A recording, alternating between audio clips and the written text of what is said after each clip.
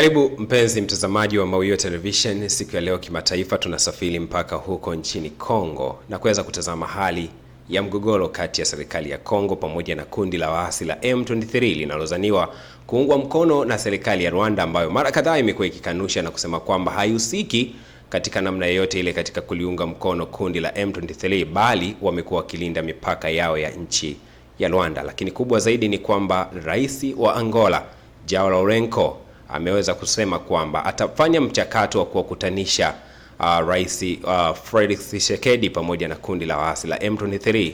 Lengo ni kuzungumza ni kwa namna gani wanaweza kasitisha mapigano ambayo yamekuwa yanaendelea. Lakini jambo la kukumbusha ni kwamba M23 mpaka sasa wameweza kushika miji muhimu sana huko mashariki ya Kongo, kwa maana ya Goma pamoja na Bukavu, miji ambayo ina uzalishaji mali mkubwa sana, kwa maana ya kwamba ina utajiri wa madini katika nchi hiyo ya Kongo. Akizungumza na BBC, Tina Salama, msemaji wa Felix Tshisekedi, amezungumzia utayari wa serikali ya Kongo kuzungumza na kundi la M23, ambapo hapo awali Rais Tshisekedi alisisitiza kuwa maadamu mimi ni rais wa Kongo, kamwe hatajadiliana na M23. Alitaja kundi hilo kuwa ni kundi la kigaidi na kusema kuwa mazungumzo nao ni mstari mwekundu ambao hatavuka kamwe. Lakini hatua hiyo ya kukubali mazungumzo sasa inaonekana kuwa ni muhimu zaidi katika juhudi za kurejesha amani kwenye maeneo ya Maziwa Makuu. Na ikumbuke kwamba miongoni mwa ahadi za muhimu kabisa ambazo Rais Tshisekedi aliweza kuzitoa wakati akigombea nafasi yake ya urais nchini Kongo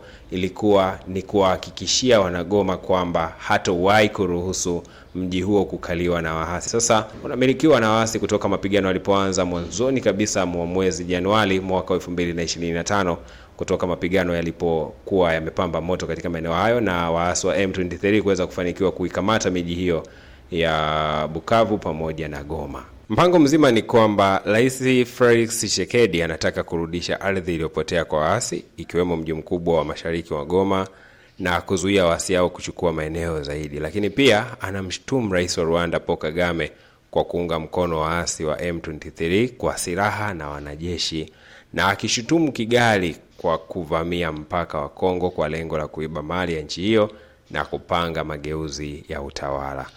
Narudi kwako mtazamaji wa Mawio Television. Unadhani kukutana na kufanya mazungumzo kati ya Tshisekedi pamoja na kundi la M23 kutahitimisha mapigano ambayo yanaendelea ndani ya nchi ya Kongo na kutengeneza amani katika maeneo hayo ya Goma pamoja na Bukavu, hata kurejesha idadi ya wale ambao wanakimbia maeneo hayo kwa kuogopa ama kuhofia hatari ya vita ambazo zinakuwa zinaendelea katika maeneo hayo? Lakini pia ndugu yetu huko Donald Trump, ambaye alidai kwamba ana uwezo wa kukabiliana na hayo makundi ya waasi kwa maana ya M23, na kudai kwamba anatakiwa tu kupewa ruhusa ya kuweza kupata madini fulani katika nchi hiyo ya Kongo. Unadhani kipi kitakuwa ni suluhu kamili kabisa ya hitimisho la mapigano hayo yanayoendelea ndani ya nchi ya Kongo? Una nafasi ya kutia comment katika ukurasa wetu wa comment, na tunakushukuru sana kwa kubaki na sisi. Tukukumbushe tu kwamba kila siku tutakuwa tukikutumia habari za kimataifa. Baki na sisi wakati huo umegusa alama ya subscribe ili kuweza kuhabarika zaidi na yale ambayo tunakuandalia. Mimi naitwa Paul Mwakiusa, mchambuzi wako siku ya leo. Niko hapa Mawio Television. See you.